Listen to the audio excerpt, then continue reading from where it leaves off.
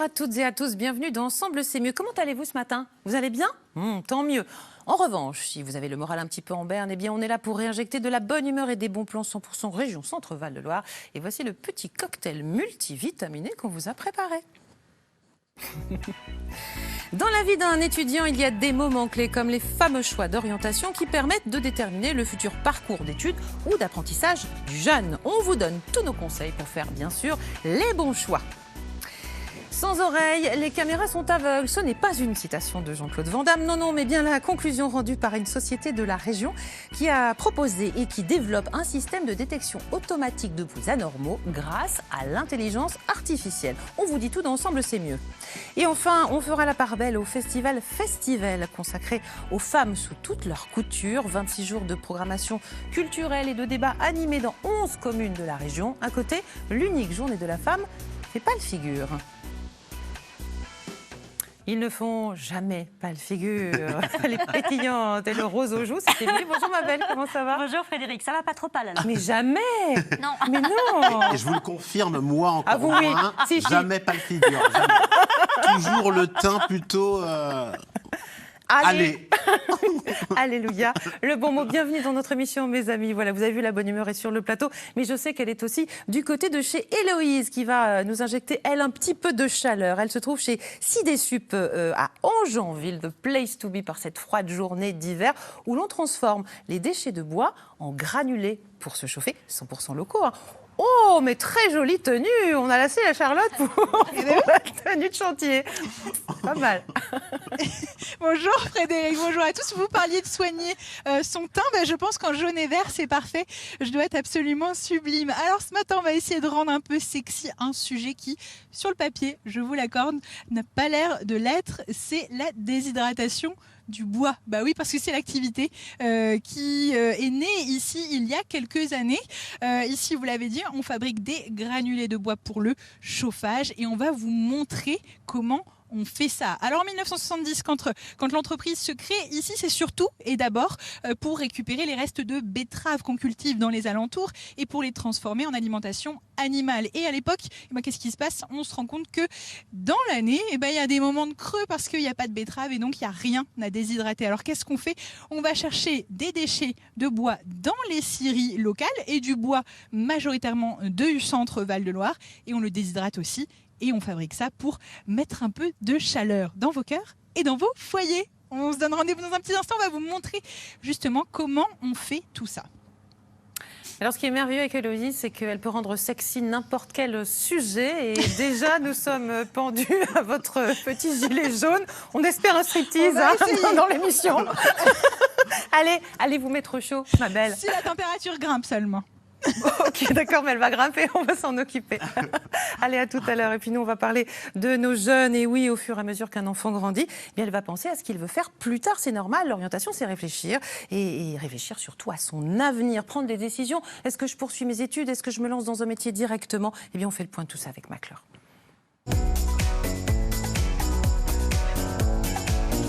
L'orientation professionnelle au lycée reste une période décisive, charnière dans la vie d'un étudiant, mais qu'il faut cependant apprendre à désacraliser, puisque choisir un cursus ou une spécialité ne veut pas dire devoir s'y tenir pendant tout son parcours universitaire.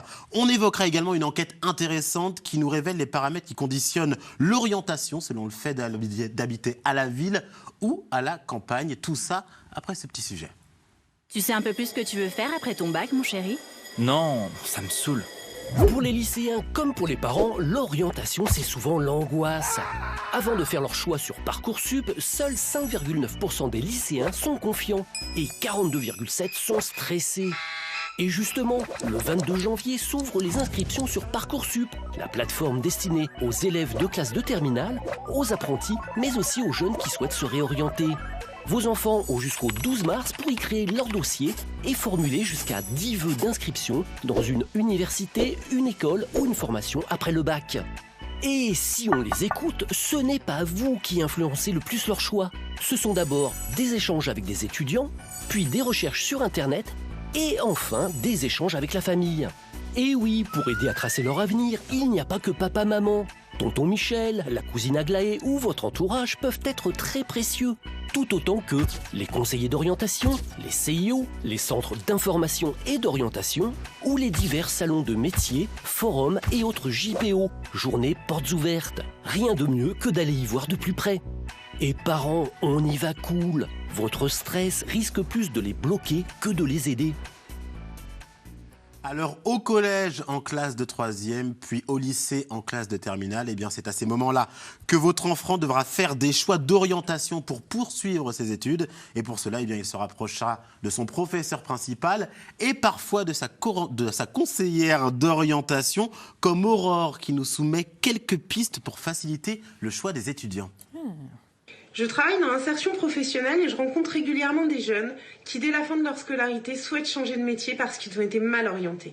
On pourrait envisager de créer des partenariats avec des entreprises et ou des organismes de formation afin que nos jeunes, collégiens ou lycéens, durant leur scolarité, puissent tester en conditions réelles les métiers qu'ils exerceront demain. Ça pourrait passer par l'organisation de visites de plateaux techniques ou de journées d'immersion avec des salariés. Ce qui permettrait à nos jeunes de pouvoir faire un choix, mais un choix basé sur leur expérience. Eh bien, bien dit, ma chère Aurore. On va parler bien sûr de ce choix et de ses expériences avec Maclor. Moi, j'aimerais que, comme d'habitude, on se focalise un petit peu sur notre région. Elle se passe comment, la vie d'étudiant dans le coin, Maclor ? Eh bien, plutôt pas mal. Une étude récente a comparé les jeunes des zones rurales, comme ceux de la région Centre-Val-de-Loire, avec ceux venant d'agglomérations parisiennes, notamment sur la vision de leurs études et leur avenir professionnel. Et vous allez le voir, c'est assez stupéfiant. Et du coup, ce n'est pas qu'ils sont moins ambitieux, mais on peut quand même dire qu'il y a une influence du lieu, c'est ça, de la géographie, et puis une influence sociale, bien évidemment, c'est ça ? Cette étude, elle compare les réponses de jeunes âgés de 17 à 23 ans de zones urbaines et rurales, et il en ressort un réel désavantage quant à l'accès aux informations dont bénéficient les jeunes qui vivent en zone rurale concernant leur orientation professionnelle. 42% des jeunes vivant en zone rurale estiment ne pas avoir assez d'informations pour s'orienter, tandis que parmi les jeunes vivant en agglomération parisienne, eh bien c'est seulement 32%. Et du coup, quelles sont les études qui sont plébiscitées, privilégiées, selon que l'on soit issu du milieu rural ou urbain ? Eh bien, seulement un jeune sur deux venant d'une ville de moins de 20 000 habitants s'oriente vers de longues études, alors que dans l'agglomération parisienne, par exemple, 2 sur 3 s'orientent vers de longs cursus. Ces jeunes d'Île-de-France sont également plus encouragés par leur famille à aller étudier à l'étranger, 41%, alors que pour les jeunes des territoires ruraux, il ne s'agit que de 27% de la population jeune. Bien, merci beaucoup, Maclor. C'était merveilleux. Au revoir. Non, on va continuer, bien sûr, avec 4 conseils concrets à donner, bien sûr, à nos amis téléspectateurs. Pour bien choisir son orientation, il faut tout d'abord s'y prendre tôt. N'attendez pas de vous retrouver en janvier de votre année de terminale pour vous demander ce que vous souhaitez faire plus tard. Personnellement, je vous recommande de vous pencher dessus dès la première, voire la seconde. Plus vous y prenez tôt, et mieux c'est. Il faut également définir le type d'études que l'on souhaite faire. Ça, c'est important, savoir où on va. Essayez de voir ce que vous aimeriez faire comme études, plutôt études longues ou courtes, alternance ou pas. Il y a plein de possibilités. Par exemple, si vous ne vous sentez pas capable de travailler en totale autonomie, eh bien évitez la fac. C'est un petit conseil que je vous donne. Alors, je vous conseille aussi. Moi, je l'ai faite et ça a été une catastrophe. Voilà. Ce qui est important aussi, je pense, Maclor, c'est ce que disait cette conseillère d'orientation, c'est de bien se renseigner sur les différentes filières pour ne pas se fermer des portes. Beaucoup d'étudiants pensent que, par exemple, en STAPS, il n'y a que du sport, alors que c'est faux. Il y a également des sciences, de l'anatomie, des maths. La première année de STAPS suit généralement le tronc commun des PACES, qui sont les premières années communes des études scientifiques. Et puis, il y a les portes ouvertes aussi. En plus de faire des salons, pensez également à vous déplacer directement dans les facultés et les écoles des journées portes ouvertes. Ainsi, vous aurez un aperçu des locaux et ça joue beaucoup dans votre choix. D'ailleurs, on fait participer nos téléspectateurs. C'est Antoine, qui est un de nos téléspectateurs, qui nous donne un 4e conseil. Écoutez-le. Antoine, j'ai 19 ans, je suis en BTS du visuel et justement quand il a fallu que je choisisse cette formation, en fait je me suis dirigé vers plein de forums, vers plein de salons et c'est vraiment le fait d'avoir rencontré plein de personnes, plein d'étudiants, plein de profs, le fait de confronter toutes ces possibilités que j'ai pu choisir la formation qui me plaisait le plus. Et donc si j'ai un conseil à donner aux étudiants qui vont bientôt s'inscrire sur Parcoursup, c'est ça, c'est vraiment d'aller voir plein de gens, de rencontrer beaucoup de monde pour trouver ce qui vous correspond le plus. Bien, merci beaucoup, mon cher Antoine. Et puis, allez, il nous reste quelques petites secondes. On évoque également une toute nouvelle réforme du lycée. Effectivement, alors que l'on comptait jusque-là une dizaine d'épreuves terminales au bac, le nouvel examen n'en comprend plus que 5, dont une en première, français écrit et oral. En terminale, vous passerez 2 épreuves aux alentours du mois de mars sur les disciplines que vous aurez choisies comme spécialité. Merci beaucoup, mon cher Maclor. Si vous voulez envoyer comme Antoine ou cette charmante conseillère d'orientation vos questions, vos suggestions, 3 manières de le faire par mail à l'adresse cvdl@ensemblec'estmieux.fr, sur notre page Facebook Ensemble c'est mieux avec France 3 ou par téléphone au 0805 383 383. C'est moi qui réponds. C'est vous qui répondez. Les promesses, toujours des promesses. On va retrouver Héloïse à Cidésup, à Angenville. Elle était à l'extérieur tout à l'heure de cette grande entreprise et la voilà dans un lieu incroyable, une espèce de tunnel. On dirait le tunnel sous la Manche quelque part, mais rempli de granulés. N'allez pas trop loin quand même, hein. Restez avec nous. Et on continue bien sûr la découverte. Moi je trouvais justement que ça ressemblait plutôt à un petit désert avec ses dunes. Oui, c'est vrai. Où il manque un petit peu de chaleur, on est d'accord, mais on y travaille ici, évidemment. Puis il pleut assez régulièrement des granules et vous allez vous en rendre compte. Derrière nous, je vous présente Kevin Lassalle, merci beaucoup de nous accueillir ici. Vous êtes responsable commercial et vous gérez toute cette partie granulés de bois. Au départ, on est d'accord, c'est pas du tout l'activité de cette entreprise. Non, Héloïse, donc à la base, en 1970, la Cidésup a été créée pour déshydrater la pulpe de betterave. Ouais. Pourquoi Parce qu'il n'y a que ça autour, là, en fait, dans les champs. Tout simplement parce que la sucrerie, une fois que le sucre est extrait, il y a des connexes de pulpe de betterave. Ouais. Et afin de pouvoir la stocker et l'exporter et la conserver, on la déshydrate. Comme ça, on peut la stocker directement dans nos bâtiments. Ensuite, en 1991, on a intégré la luzerne, toujours sur le même process de fabrication, toujours pour l'alimentation animale. Et en 2008, on a lancé le granulé de bois. Complètement différent, le process est exactement le même, mais simplement l'utilisation est différente. C'est pour les poêles à granulés, les chaudières et les inserts. Ouais, sauf qu'en 2008, ça devait pas encore être très très répandu quand même. C'était encore assez calme, effectivement. Ouais. C'était assez délicat de faire comprendre qu'il y avait un nouveau type de chauffage qui pouvait exister sur le marché. Ouais. Donc c'est vrai que ça a été beaucoup plus calme. Aujourd'hui, c'est un peu différent. Tout le monde connaît un peu ce process de chauffage. Ouais. Si ce n'est pas les personnes en elles-mêmes, elles connaissent forcément des gens qui ont un poêle ou une installation, ou même des collectivités qui se mettent de plus en plus à ce genre de chauffage. Oui, j'imagine que c'est un marché qui a un bel avenir devant lui. En tout cas, vous vous êtes contenté d'utiliser l'existant, c'est-à-dire que, comme vous l'avez dit, les procédés sont les mêmes. Par contre, votre produit, on est d'accord, c'est pas le même que tous les autres. Non, c'est pas le même que tous les autres. Effectivement, nous, en fait, au tout début, quand on a commencé à créer le granulé de bois, on a essayé de trouver des matières premières, donc la sure, parce que le granulé de bois fait exclusivement à partir de sure, déshydratée, toujours sur le même processus. Et en fait, vu qu'on avait une forêt domaniale d'Orléans qui était assez intéressante, avec des scieries en bordure qui utilisaient principalement du feuillu, on a essayé de trouver cette petite proportion, cette proportion qui fait que ça fonctionne bien dans le processus de fabrication. Et on a donc décidé de lancer un granulé de bois qui est composé de 70% de résineux et 30% de feuillus. Et ça, c'est une particularité, c'est-à-dire que les autres granulés ne sont pas forcément constitués de cette manière-là. Tout simplement, le granulé de bois, quand il est arrivé en France, il venait de l'étranger et dans ces pays-là, c'était beaucoup du 100% résineux. On aurait pu tenter le pari de faire du 100% résineux qui fonctionne très bien, mais on a voulu valoriser et rester dans la dynamique d'une entreprise qui est locale, qui utilise des matières premières régionales. Et donc, du coup, on a décidé de cette proportion. Après plusieurs essais, la proportion qui fonctionne dans toutes les installations, donc on n'a aucune raison de changer. Forcément. On a assez bataillé pour la faire valoir, donc ça fonctionne très bien. Et justement, c'était la question que j'allais vous poser, parce que quand vous débarquez sur ce marché-là, vous le dites, il y a déjà des entreprises étrangères qui sont là-dessus. Comment on se fait une place dans cet univers-là ?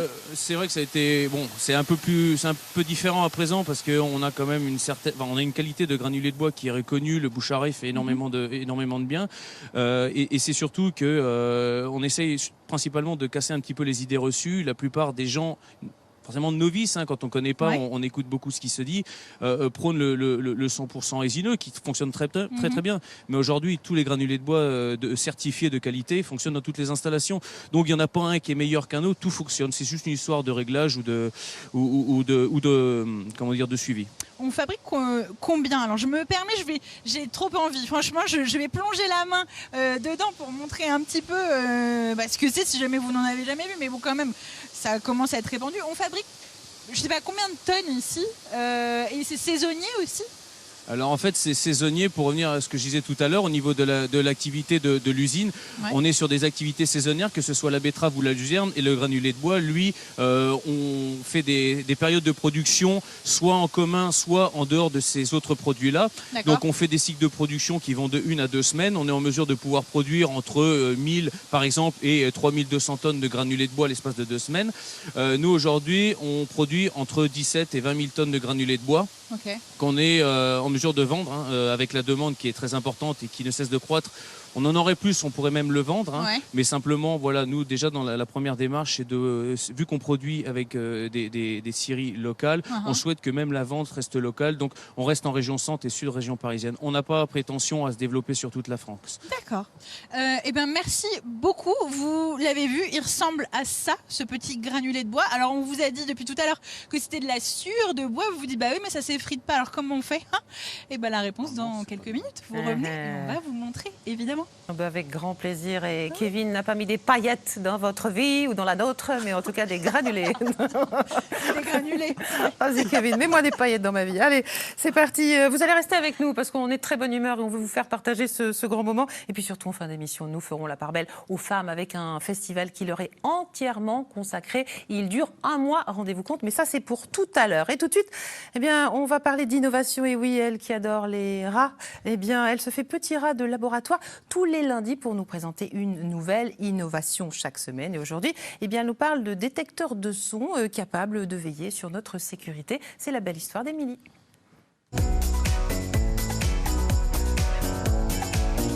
Et oui, Frédéric, et de petit rat à une ouïe de chien, il n'y a qu'un pas. Qu'un pas entre le monde animal et ce qu'il nous enseigne dans l'avancée de nos recherches. Leonardo da Vinci disait « Va prendre tes leçons dans la nature, c'est là qu'est notre futur. » Nous allons prendre des leçons comme nous en prenons tous les lundis ici avec nos inventeurs du labo d'Orléans et aujourd'hui avec Pascale de Martigny, présidente et cofondatrice de la société Scientifique. Bonjour. Bonjour Pascale. Bonjour.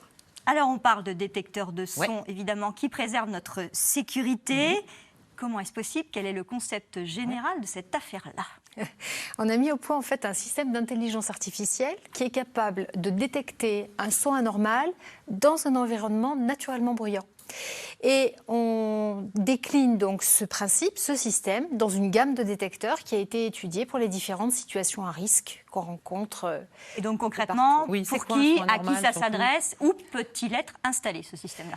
Alors, notre premier champ d'action, en fait, c'est l'urbain, c'est la voie publique. C'est là qu'on a commencé en fait à installer notre système de détection, nos détecteurs, puisqu'on a conçu un détecteur qui va donc à aider le système de sécurité qui est déjà en place. Alors, je vais vous donner un exemple, vous allez tout de suite comprendre.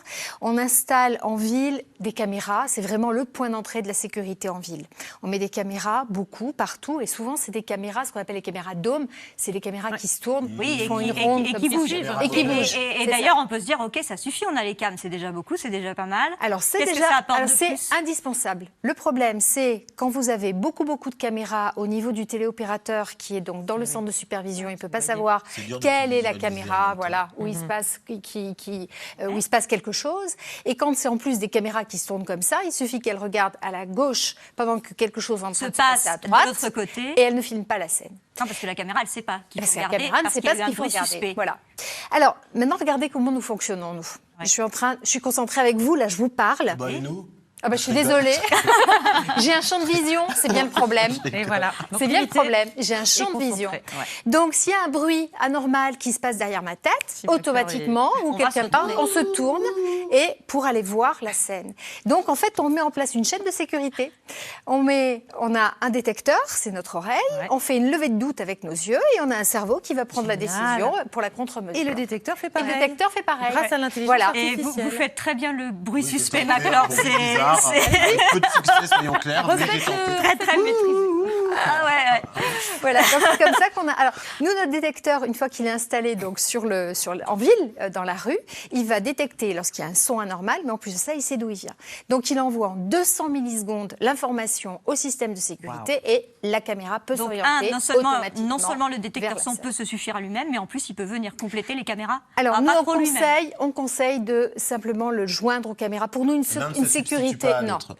L'optimum, c'est d'avoir les deux comme pour nous. On a des oreilles, on a des yeux, et c'est grâce à ça qu'on est efficace. Et la sécurité, c'est pareil. C'est un ensemble de briques qui se rendent plus efficaces les unes et les autres. Et ça, c'est décliné pour les lieux publics, des hôpitaux, tout type de lieux publics. Voilà, parce qu'après, on a aussi des... Pardon. Les particuliers, ça pourrait marcher sur la sécurité, non? Alors, oui, pourquoi pas, mais nous, c'est vrai que on connaît mieux le domaine. C'est votre cheval de bataille. Et moi, je voudrais savoir juste comment on détecte un bruit anormal d'un bruit normal, parce que McLaure a fait you. C'est normal. On ne sait pas, en fait. Voilà. Même moi, je ne sais pas. Moi qui suis une humaine avec un cerveau, les deux hémisphères, et votre petite machine, elle fait comment? Mais c'est ça. Alors, si vous voulez, notre détecteur, il écoute le son ambiant en permanence.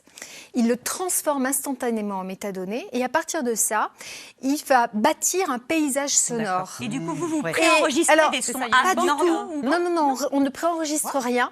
Il se fait un modèle dynamique du son ambiant et tout ce qui est, différent de ce qui a été prévu dans la minute qui précède va devenir une alerte. Parce que si vous voulez, on fait quelque chose qui est souple, voilà. Et tout ce qui va être. Et puis tout d'un coup, s'il y a un pic qui apparaît, c'est quelque chose d'anormal dans l'ambiance sonore. Donc on ne sait pas ce que c'est.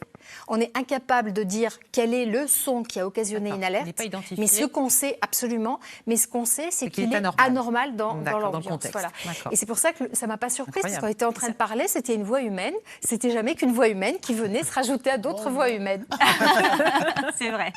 Alors, on disait que votre cheval de bataille, c'était justement les lieux publics. On va rendre hommage au meilleur des cavaliers, entre guillemets. C'est une image qui a imaginé tout ça. Jean Demartini, ingénieur, docteur en sciences physiques, chercheur au CNRS et professeur des universités. Tout ça. Il a mis en symbiose plusieurs domaines de recherche, au fond, pour en arriver à ces conclusions. Lesquelles? Alors, il a commencé par la physique-chimie. Donc, vous voyez, ça remonte à des domaines assez différents. Ça n'existe plus tel quel. Moi aussi, j'ai fait physique-chimie. C'est vrai? D'accord. Ensuite, l'intelligence artificielle. Ça a été vraiment important. D'ailleurs, il y en avait déjà dans sa thèse en 1972. Donc, pour lui, c'est vraiment un domaine sur lequel il a travaillé depuis très longtemps. Et il a su scinder, je suis désolée, je suis obligée d'accélérer la course. Nous sommes dans une course effrénée avec un super cavalier qui a su synthétiser donc physique électronique, le traitement du signal, l'informatique industrielle et l'intelligence artificielle. C'est ça. Tout ça pour nous rendre encore plus performants. Les détecteurs sont déjà installés à Menton, dans d'autres villes des Alpes-Maritimes, en Saône-et-Loire, à Liège, en Belgique. Et ils ont peut-être été retenus parmi les systèmes qui seront peut-être utilisés pour préserver les JO 2024 à Paris. Oui, ça c'est en suspens, ça se sera peut-être. Si vous voulez en savoir plus, il y a un site, scientifique.com. Merci beaucoup Pascal Demartini. Je sais votre mari, chercheur, est en régie avec nous. Il vous regarde. Voilà, on le salue également. Et puis tout de suite, on va... passer une caméra d'ailleurs. Peut-être, oui, avec vos sons anormaux, bizarres que vous nous faites tous les jours. Allez, on va retrouver Héloïse qui se trouve à Angenville chez Sidésup. Et là, on va, je pense, pouvoir découvrir les différentes étapes de fabrication. C'est ça, Héloïse? Oui. Parfait. Exactement. On est finalement là où tout commence et c'est justement Sébastien qui va nous éclairer un petit peu sur tout ça. Il est responsable de production, donc lui, c'est son truc, il connaît ça par cœur, j'espère. Ouais. À voir. Tout démarre ici, on est d'accord Sébastien? Oui, exactement. Donc là, c'est l'aire de stockage produit brut. Ouais. C'est de la sueur qui est de scierie. Donc on a deux qualités. Qualité chêne, qualité résineux. D'accord. Qui sont théoriquement à environ 50% d'eau. Ok. Donc notre travail, c'est d'enlever l'eau, la déshydrater. Moi, j'ai toujours pensé qu'en fait, la sueur de bois, c'était déjà tout sec. Mais en fait, non, il y a plein d'eau dedans. C'est du bois, c'est de l'eau. Ok. Qu'est-ce qui se passe? On voit que là, il y a une cargaison qui s'apprête à aller dans la grande benne à côté. Il y a un mélange qui se fait. C'est lui qui est en charge du mélange. Donc là, nous, on a une particularité, c'est qu'on a du chêne et du résineux. Ouais. Donc là, à l'heure actuelle, on fait un mélange de 40-60% de mélange. Oui, c'est ça, non mais pas de problème.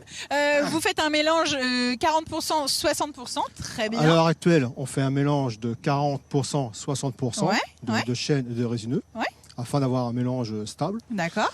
Et l'huile, son travail, c'est donc de préparer le mélange et de le mettre dans l'installation pour pouvoir la déshydrater. Pour le déshydrater. Vous me parliez de 50%. En déshydratant, on arrive à combien? Alors notre but, c'est de finir à 7% pour le marché, pour le commerce. Et donc, il faut évaporer 43% d'eau. D'accord. C'est une moyenne, naturellement. Alors, j'imagine que toute la fumée qu'on voit sortir de cette immense cheminée, c'est ça. C'est la vapeur d'eau, tout simplement. C'est nos 43%. Voilà, qu'il faut évaporer. Qu'il faut évaporer. Alors, comment on procède? Comment on déshydrate tout ça? Il faut chauffer, tout simplement. Ouais, ça paraît assez logique. Il faut chauffer. Donc là, mais il faut chauffer sans brûler. Parce que la lassure de bois, ça peut brûler, non? Non, mais c'est pas en contact. On chauffe à air au chaud. Voilà. Sans contact. D'accord. Et ça se passe où, ça? Ça se passe à l'intérieur? Ça se passe devant vous. Exactement là. Voilà. Donc là, ça, c'est un foyer type biomasse. D'accord. Donc au fond, vous avez des plaquettes de bois. C'est du combustible. Le combustible nous sert à faire une flamme qui permet de nous faire de la chaleur. Et c'est cette chaleur ambiante qui va nous déshydrater la sueur. Donc en gros, vous utilisez des plaquettes de bois pour déshydrater du bois. Voilà. C'est magique ça, superbe. Est-ce qu'on approche justement de ce bâtiment parce que tout se passe ici à l'intérieur? On l'a dit tout à l'heure avec Kevin, même procédé, que ce soit la betterave, la luzerne, la sciure de bois, vous utilisez les mêmes machines, le même procédé. Après c'est quoi? C'est les températures qui changent? C'est juste les températures variables. D'accord. Et alors ça se gère comment? Vous produisez en continu sur une journée, tout le temps? Ça tourne 24 heures sur 24. Ah ouais, d'accord. Oui, donc c'est... Parce que pour atteindre les températures qu'on a besoin, il faut un certain temps. Donc forcément. Si on chauffe le matin quand on est le soir, il faut laisser il va le y avoir temps. un problème. D'accord. Alors, je vous propose qu'on avance justement jusqu'à la cabine de pilotage. C'est comme ça que vous appelez ça? Comme vous voulez, poste de commandement. Ok, poste de commandement. Ah ouais, pas mal, poste de commandement. Et qu'est-ce qu'on dirige ici, justement? Qu'est-ce qu'on va voir et sur quoi on joue finalement quand on est là? Il y a plein de trucs que je comprends pas, plein de petits chiffres, plein de petits diagrammes, plein de petites aiguilles qui s'affolent dans tous les sens. C'est quoi ici? C'est le process. Ouais, voilà. Ok. Donc, qu'est-ce qu'il faut comprendre globalement là Donc, on a une première partie séchage et après une partie agglomération. D'accord. Donc là, vous avez la partie séchage pour évaporer l'eau. Ouais. Donc, on a une flamme à l'entrée par le biomasse, forcément. Ouais. Et on arrive avec le produit que vous avez vu dehors par le tapis. Ouais. Et c'est juste un système par air, par transport d'air. D'accord, ok. Donc on a une température avoisinante ici les 660 degrés. Ok. Voilà, on a là. Ok. Il n'est pas en contact au produit, naturellement. Ouais, c'est ce que vous m'avez dit. Voilà, le produit arrive et il est aspiré et ventilé par un ventilateur principal. D'accord. Dedans, c'est un tambour rotatif avec 3 passages simultanés. Et l'air chaud déshydrate au fur et à mesure la sueur. Ok, vous savez ce qu'on va faire, Sébastien? On va aller le voir, ce tambour. Si vous voulez. On est d'accord? Allez, on vous emmène le voir dans quelques instants. Il suffit de passer cette porte et justement, on va le trouver. Et il est en mouvement. C'est dingue ça. Et franchement, de l'extérieur, on a l'impression que vous êtes dans un vaisseau spatial, ma chère Héloïse. Mais oui. On va, nous, continuer à parler du bois, figurez-vous, et on vous emmène dans la maison des experts où Jean-Pierre, monsieur bricolage, nous apprend à redonner vie à notre table en bois. Bonjour, moi c'est Karine. Bonjour, moi c'est Dominique. Bonjour, moi c'est Nathalie. On est venu voir Jean-Pierre pour apprendre à redonner vie à sa table en bois.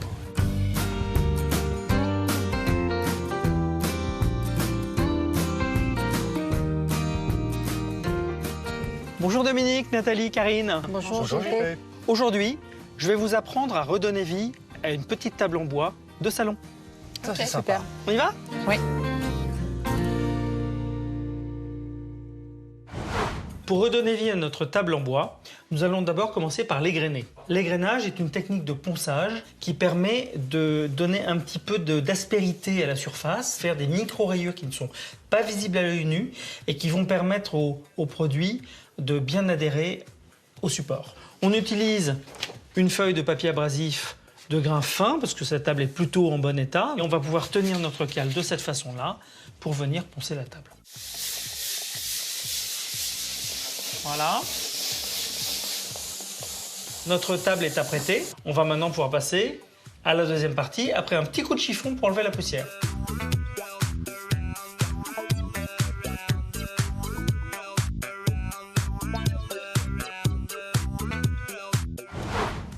Pour redonner vie à notre table en bois, nous allons fabriquer un produit de rénovation très simple à base de 3 ingrédients, de l'huile de lin, de l'essence de térébenthine et un tout petit peu de cicatif. Alors, l'élément de base, c'est l'huile de lin. C'est ce qui va permettre de nourrir le bois. Si on l'appliquait directement, ça aurait du mal à rentrer dans les pores du bois. Donc, on va utiliser la térébenthine comme véhicule pour transporter notre huile de lin dans les veines du bois. Et le cicatif est un produit qui permet un séchage plus rapide. C'est quoi le dosage avec tous ces produits? Alors, l'huile de lin, 2 tiers, la térébenthine, 1 tiers, et le cicatif, 15 ml pour 1 litre. Notre mélange économique est prêt. Nous allons maintenant pouvoir passer à l'application.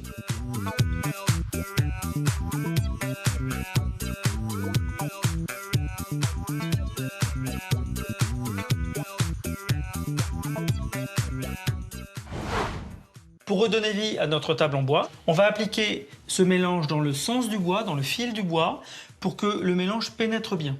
Et on va l'appliquer jusqu'à ce que le bois ne l'absorbe plus. Le temps de séchage, c'est combien de temps? Dur en surface pour pouvoir poser des choses dessus, au moins 24 heures. D'accord. Et voilà, nous avons réussi à redonner vie à cette table facilement et de façon surtout très économique. Vous avez maintenant toutes les astuces pour refaire ça chez vous. Merci JP. Merci JP.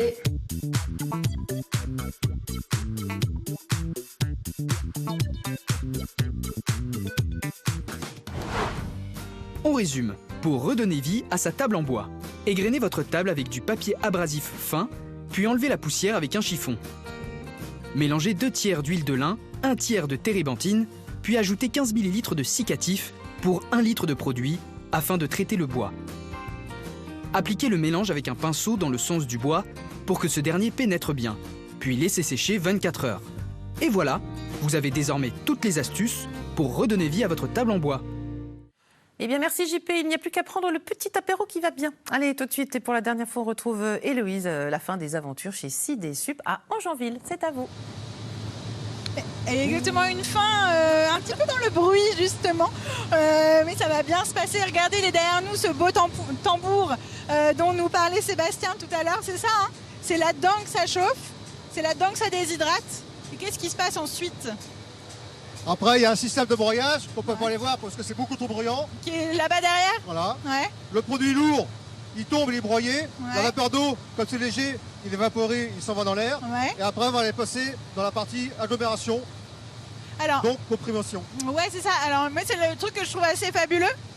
Vous n'ajoutez rien pour constituer le pelé, pour constituer le granulé. Il n'y a pas d'ajout, c'est juste le bois. C'est 100% naturel. Il n'y a aucun additif. D'accord. Bon, allons voir. Ça se passe là-bas, justement. Qu'est-ce qui se passe dans ces machines-là, en fait? Attendez, on va vous montrer. À part le bruit. On va aller voir celle-ci. Donc celles-ci, on est d'accord, sont en fonctionnement. Là, vous en avez 5 en route. Forcément, vous ne pouvez pas voir ce qui se passe. Ouais. Et on voit qu'il y a de la fumée qui sort. Celle-ci, elle a chauffé un petit peu, hein, c'est ça? Oh, c'est de la vapeur. C'est de la vapeur. C'est le restant de vapeur de... C'est rien. D'accord. Et donc, ici? Donc le produit, il est broyé un petit peu en amont. Ok. C'est de la sûre. Ouais. Plus finement, on va dire. Ouais, bien sûr. Par rapport au stockage à l'entrée. Ouais. Il passe dans la presse rotative. Et par compression, il sort en produit fini. D'accord. Il sort à granulé sur les côtés. D'accord. Donc en fait, les rouleaux qu'on voit là vont presser tellement fort la compression. Que ça va nous créer notre petit morceau. La sûre va se retrouver coincé entre un galet et une filière. Et quand pour éjecter, quand ça va sortir, ça va se comprimer. Et sortir en produit fini. Ben voilà. D'accord. Mais moi je trouve ça fascinant que ça tienne comme ça d'un seul tenant. Naturellement, il y a un coupe granulé pour couper à la bonne longueur. D'accord. Effectivement. Et c'est comme ça qu'on peut aller. Alors attendez, je vais essayer d'en attraper d'autres. Ils sont pas faciles à attraper, hein. Hop. Ouais, super. Petit cadeau. Génial. Goûtez-le pour voir. Non. J'ai pas joueuse. Non mais moi je trouve ça assez fascinant que finalement il n'y ait rien d'ajouté. Pourquoi ça brille comme ça par-dessus? C'est la chaleur. Après, là, théoriquement, il sort environ à 35-40 degrés. D'accord. Après, il y a un petit système de refroidissement pour le stockage. D'accord. Et en sortant, il se ternit un peu. D'accord. Ok. Et ensuite, il part directement au stockage. comme vous avez vu tout à l'heure. D'accord, ok. Là, on est d'accord qu'il y a une seule des deux lignes qui fonctionne en ce moment. Il arrive qu'il y ait les deux lignes en même temps et que ça carbure. Pour ce type de produit, avec une seule, on a assez. D'accord, ok, ça marche. Merci beaucoup, Sébastien. Merci. Ce que je vous propose de faire, c'est d'aller voir sur le site de Cidesub. Si vous voulez d'autres infos, vous avez compris, c'est du bois local qu'on transforme pour aller directement dans vos chaudières, dans vos poêles à bois. Si vous n'avez pas encore changé votre système de chauffage, peut-être qu'il faudra y penser. En tout cas, ça, c'est l'avenir et Cidesub l'a bien compris. Précision, tout à l'heure, on vous disait que on récupérait la betterave de la sucrerie d'à côté. La sucrerie, c'est celle de Pithiviers. Et c'est évidemment le groupe Cristal Union, dont dépend bien sûr aussi Cidesub. J'espère que vous avez appris plein de choses sur le petit monde merveilleux du granulé de bois. Mais oui, on a appris plein de choses comme d'habitude. À demain, très vite, ma chère Héloïse, pour de nouvelles aventures dans la région. Un festival pour elle, ça s'appelle un festival. Et elles, ce sont les femmes que ce grand festival met à l'honneur pendant près d'un mois de toutes sortes de manières. Et on en parle bien sûr avec notre invitée.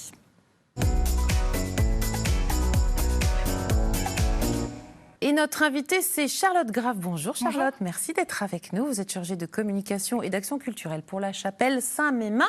On l'avait reçue, cette belle jeune femme, Émilie. Pour parler écologie. Oui, c'est ça, journée du développement durable, effectivement. Et là, on va parler de festival. C'est un festival intercommunal des femmes engagées et de l'engagement pour les femmes. Pourquoi intercommunal? Parce qu'il y a 11 communes de la métropole d'Orléans qui y participent. On en parlera, c'est la 6e édition, créée en 2015. Je sais, je parle beaucoup, je fais le pitch, comme ça vous aurez tout votre loisir après. Créée en 2015, je dirais dans la lignée ou pour relayer la fameuse journée internationale du droit des femmes. Une journée qui, comme son nom l'indique, dure. Trop courte.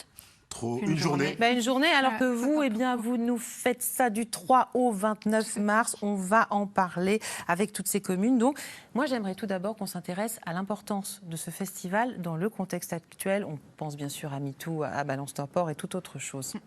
Important, ce festival. Très important, militant. oui, tout à fait. Donc l'ambition de ce festival, c'est tout d'abord de donner la parole aux femmes et de mettre un peu en lumière la création artistique féminine. Ouais. Et c'est pourquoi aussi on va développer plein d'artistes, on va avoir des expositions, du cinéma, du théâtre, vraiment un panel, c'est un festival pluridisciplinaire.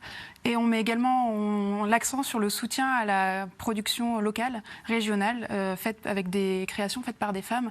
Donc toutes les communes vont essayer d'accueillir des artistes féminines dans leur salle de spectacle pour les aider à la création de leur spectacle.